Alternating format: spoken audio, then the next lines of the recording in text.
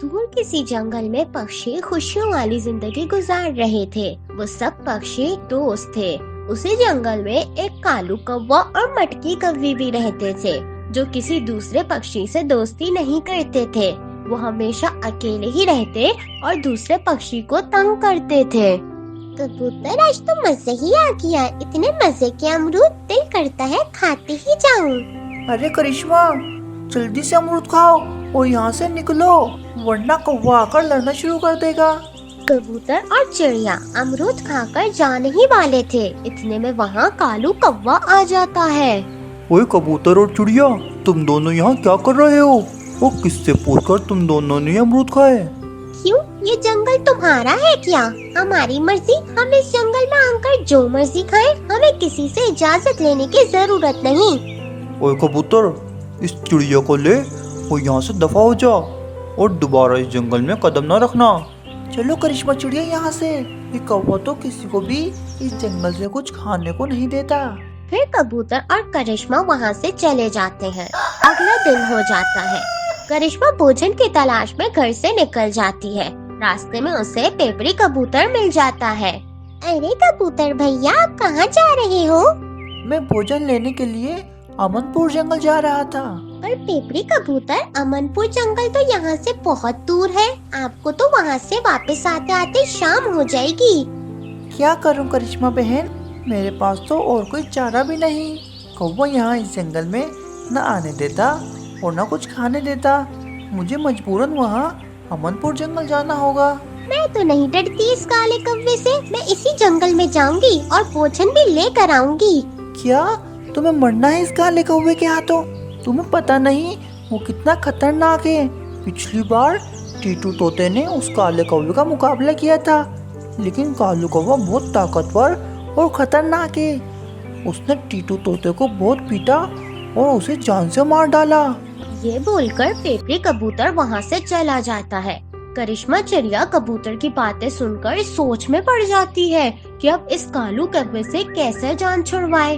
फिर करिश्मा चिड़िया वहाँ से उड़कर रानो चिड़िया के पास चली जाती है। क्या हुआ करिश्मा, तुम परेशान लग रही हो? सब ठीक तो है? क्या बताऊं रानो बहन, हम पक्षियों को भोजन तलाश करना भी मुश्किल हो गया है। कालू कौवा इस जंगल में किसी को आने ही नहीं देता। पेपरी कबूतर भी कौवे की डर की वजह से अमनपुर जंगल गया। मैंने तो सोच लिया है, मैं ये जंगल छोड़कर जा रही हूँ। नहीं करिश्मा बहन, तुम जंगल छोड़कर ना जाओ। हम सब मिलकर इस काले कौवे को सबक सिखाएंगे। नहीं रानो चिड़िया, कौवा बहुत चालाक और ताकतवर है। हम सब मिलकर भी उस कौवे का मुकाबला नहीं कर सकते। अच्छा तुम रुको, शाम को पेपरी कबूतर आ जाए, फिर हम मिलकर कुछ सोचते हैं। फिर शाम हो जाती है। करिश्मा और रानू कबूतर के घर चले जाते हैं। कबूतर भैया, हम आपके पास जरूरी काम से आए हैं। क्या आप हमारी मदद करेंगे? हाँ बोलो करिश्मा और रानो, क्या बात है? कबूतर भैया, हम ये जंगल छोड़ के जा रहे हैं क्योंकि हम इस काले कौवे से परेशान आ गए हैं। अब हम नहीं रह सकते। अच्छा तो तुम दोनों परेशान ना हो, मैं कुछ करता हूँ इस कौवे का। कबूतर भैया, हम इस कौवे का मुकाबला नहीं कर सकते, लेकिन हम इसे जहर देकर तो मार ही सकते हैं ना? हाँ वो बात तो ठीक है, लेकिन इस कौवे को जहर देगा कौन? मैं दूंगा इस काले कौवे को जहर। लेकिन कैसे?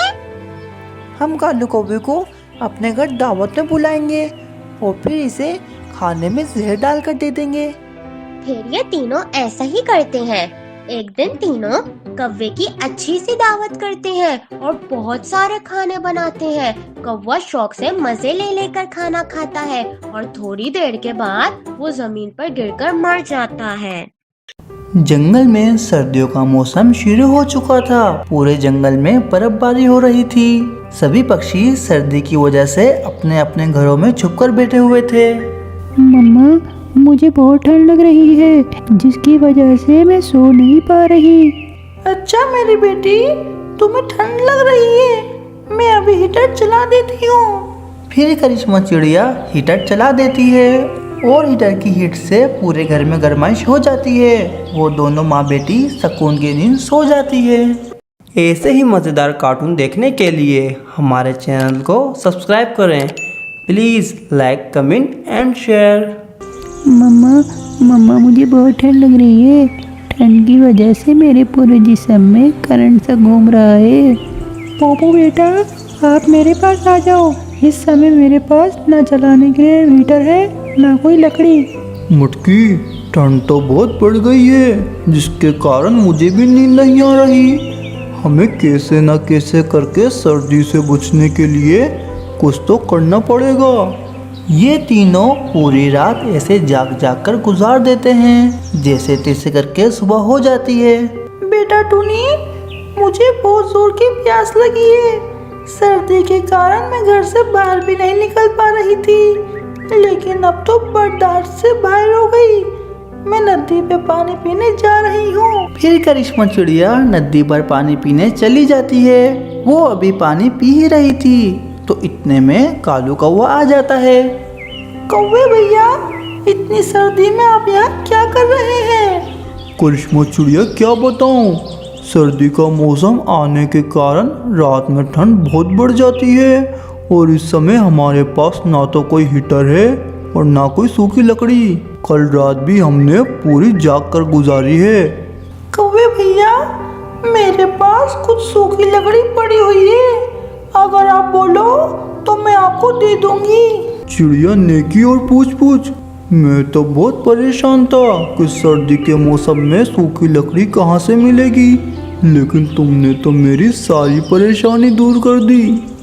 ऐसे ही मज़ेदार कार्टून देखने के लिए हमारे चैनल को सब्सक्राइब करें। Please like, comment and share. चलो कौवे भैया, आप मेरे साथ मेरे घर चलो, फिर मैं आपको घर से लकड़ी दे दूंगी। फिर करिश्मा कालू को अपने घर ले आती है और कालू को एक लकड़ी का बंडल दे देती है। कालू वो लकड़ी का बंडल लेकर अपने घर आ जाता है। कालू जी, ले आए आप हीटर? नहीं मटकी, हीटर कहाँ, लकड़ी भी बड़ी मुश्किल से मिली है। ये भी करिश्मा चिड़िया का एहसान है जो आज मैं लकड़ी लेकर आया हूँ। बर्फबारी की वजह से पूरे जंगल की लकड़ी गीली है। वो तो नदी पर मुझे करिश्मा चिड़िया मिल गई थी, उसने दी है मुझे लकड़ी।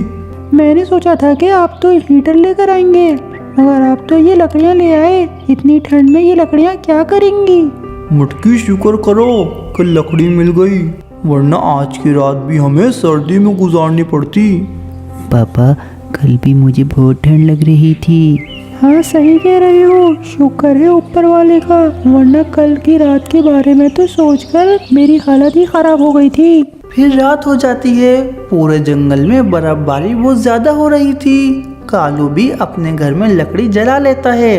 लकड़ी के जलते ही घर में गर्माइश हो जाती है और फिर ये तीनों सो जाते हैं। सुबह हो जाती है। बेटा टूनी, मैं सोच रही थी जो अपना पुराना हीटर है वो मैं कालू कौवे और मटकी कौवे को दे देती हूँ। क्यों मम्मा, आप वो हीटर कौवों को क्यों दे रही हो? ऐसे ही मज़ेदार कार्टून देखने के लिए हमारे चैनल को सब्सक्राइब करें। Please like, comment and share.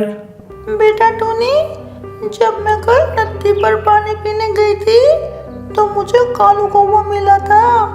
उसने मुझे बताया कि हमने पूरी रात सर्दी में सिसक सिसक कर गुजारी है। मम्मा, सर्दी तो बहुत ज़्यादा थी। उस रात मुझे कितनी ठंड लग रही थी जिस रात आपने हीटर नहीं चलाया था। तो मम्मा, कौवे इतनी ठंड में बगैर हीटर के कैसे रह रहे हैं? बेटा, कल तो मैंने कालू कौवे को लकड़ी दे दी थी जलाने के लिए, मगर आज तो लकड़ी खत्म हो गई होगी, इसलिए मैंने सोचा कि मैं कौवों को हीटर दे देती हूँ। कालू जी, कल की रात तो हमने लकड़ियाँ जलाकर गुजार ली, मगर आज की रात, आज तो लकड़ियाँ भी नहीं है। हाँ मटकी, मुझे पता है, जाता हूँ मैं बाहर, शायद जलाने के लिए कुछ मिल जाए। कालू कौवा अभी बाहर जाने वाला ही था कि इतने में करिश्मा चिड़िया हीटर ले आती है। कालू भैया, ये लो हीटर। करिश्मा, ये हीटर पर किसके लिए? कालू भैया, ये हीटर आप लोगों के लिए है। आप लोग इतनी सर्दी में बगैर हीटर के रह रहे हो, ये मुझसे देखा नहीं गया, इसलिए मैं आप लोगों के लिए हीटर ले आई। करिश्मा चिड़िया, आपका बहुत बहुत धन्यवाद कि आपने हमारे बारे में सोचा, वरना हम तो इस सर्दी में ठंड से मर ही जाते। धन्यवाद की कोई बात नहीं, आप लोग मेरे पड़ोसी हो और पड़ोसी का ख्याल रखना चाहिए। फिर करिश्मा चिड़िया वहाँ से चली जाती है और रात हो जाती है। कौवे भी हीटर चलाकर सुकून की नींद सो जाते हैं।